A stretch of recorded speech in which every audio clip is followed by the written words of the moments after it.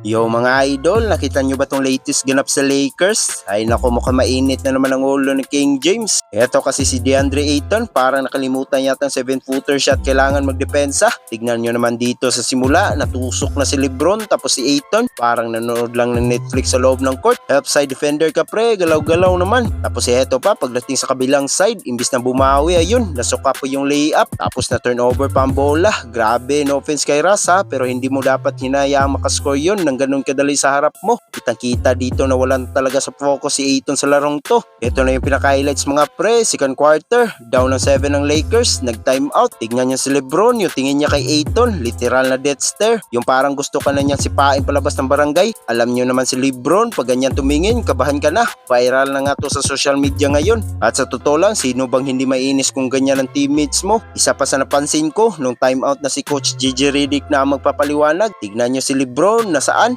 Ayun, sa dulo mag-isa, malayo sa team huddle, parang may sariling mundo. Sobrang gulo ng vibe ng Lakers dito, parang may kung anong nangyayari sa loob ng locker room nila. O ano sa tingin nyo mga idol, tamad lang ba si Ayton o sadyang wala lang silang chemistry ni Lebron? Comment nyo naman sa baba kung sa tingin nyo ba dapat nang i-treat yung si Ayton o kailangan lang ng konting sermon ni King James. Huwag kalimutan mag-like at subscribe para sa mas marami pang NBA kwentuhan. Peace out!